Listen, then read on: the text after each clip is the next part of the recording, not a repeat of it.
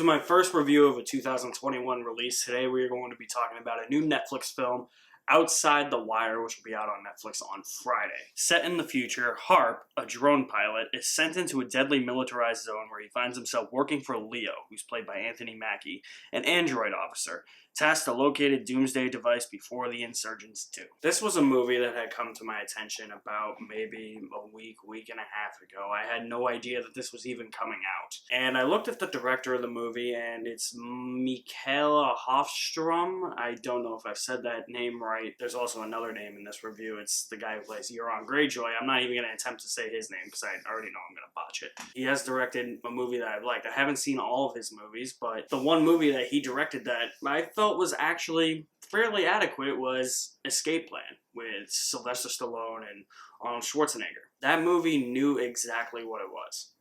It knew that it was putting these two veteran action stars in a movie together and just played upon that silly ridiculousness that the two of these stars would be in an action movie together and they would kick some ass along the way. That's what I was hoping Outside the Wire would do. Unfortunately, I never had that feeling. This movie, I feel, should have been ridiculous. It should have been silly. And I feel like the filmmakers thought that that's what this movie was. It comes across as a more serious, somber type of movie instead of just a silly, ridiculous action movie. And that's something that I think really benefits a movie like Escape Plan, and the fact that this movie isn't like that at all doesn't really help this movie. The best way to describe this movie for me was that I felt like I was watching an adaptation of a Call of Duty video game, or I just felt like I was watching a big budget wannabe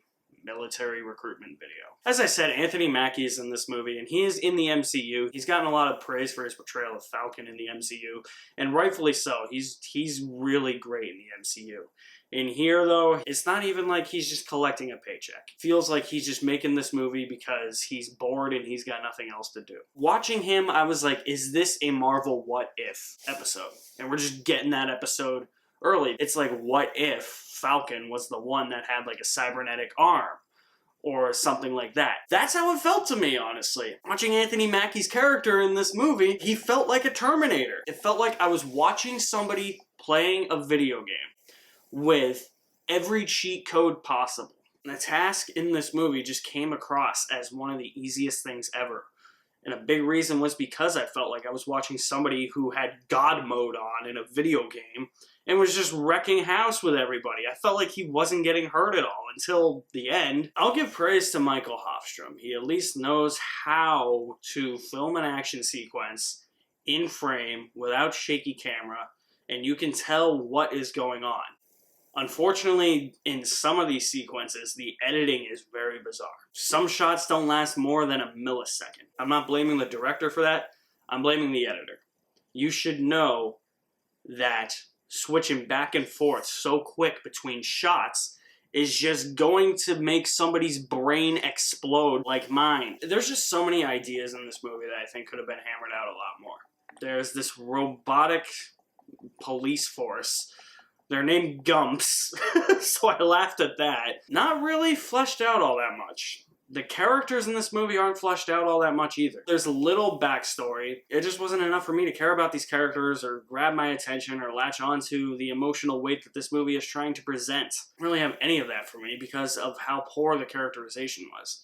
I also felt that this movie just fell into the trap of explaining everything. You need exposition in a movie, but when almost every scene in your movie is exposition, that's bad. At least in my eyes. I don't need everything explained to me. There were some things I wanted explained, but it just felt like it took a while to get those explanations. But then there were things I didn't want explained, and they were explaining it anyway, and it took them about 2 minutes to explain it. I'm like, we're wasting time here. I gotta talk about the villain who is played by the actor who played Euron Greyjoy on Game of Thrones. Man, what a, yeah. That was a terrible villain. Yeah, I guess I can elaborate. Problem is, this movie is an hour and 55 minutes. When your main villain shows up an hour and 18 minutes into the movie, and he's only in the movie for 5 minutes, there's no presence felt throughout the rest of the movie or after. If we had actually seen some events he was manipulating behind the scenes and how he was pulling the strings behind the scenes, I would have been more accepting of him having so minimal screen time.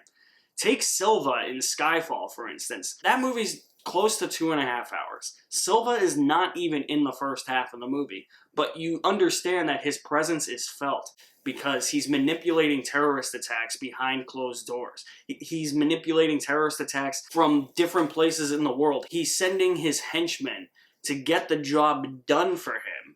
And we as audience members are actually experiencing these terrorist attacks against Bond, M, and MI6 firsthand, so we're actually seeing the events play out on screen. There's so much more tension and suspense when we see that, and we see just how he operates from behind the scenes. Then when he reveals himself and gives a monologue about rats, it just makes him that much better. This movie is just, let's just send these guys to shoot people. It didn't work for me. If you're gonna have a villain in your movie for such minimal screen time, you have to have it make sense, and you have to have the presence felt throughout the rest of the movie. I didn't feel his presence throughout the rest of the movie. The production design is also very bland. They filmed in Budapest, according to the production notes.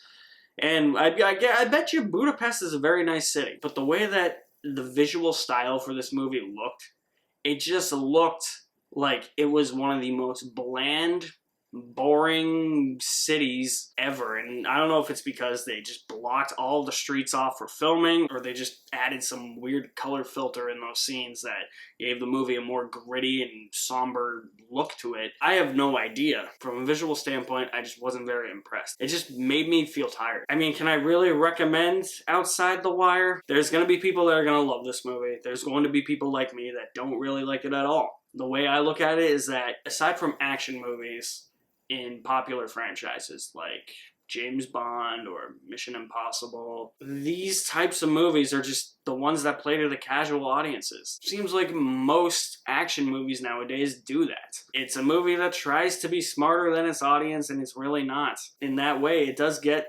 somewhat convoluted, and in a way it loses you at some point. Apparently that's what action movies are about now. I just miss when action movies had thought put into them. Like Mission Impossible Fallout is a movie that, yes, doesn't feel very original since it has to do with plutonium and a nuclear plot, but the actual narrative, how we get to that point, and what Ethan and his team have to do, feels very fresh and original. You could take a movie like Outside the Wire that has such a unoriginal and been there, done that type of plot to it, and add a fresh spin to it.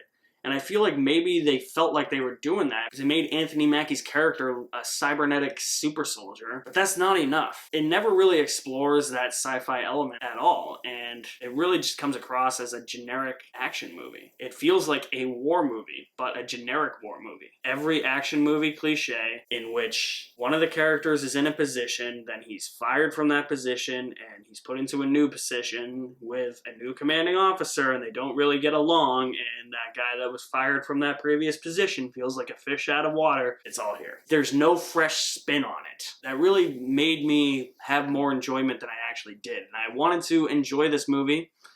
I wanted to at least like it in a way that was silly and ridiculous, but it just took itself too seriously, unfortunately. I'll say you'll enjoy Outside the Wire with a bucket of stale popcorn. I'm just getting kind of tired talking about action movies, honestly.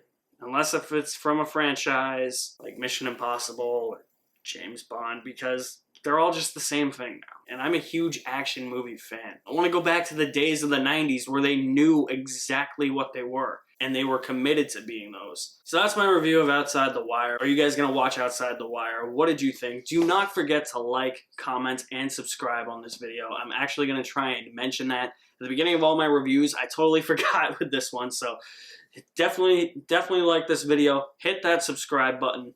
You can find me on all my other social media links at my website, which the link for that will be in the description below. You guys are the best. Thank you for watching. My name is Alex Madden, and I'll see you at the movies somewhere.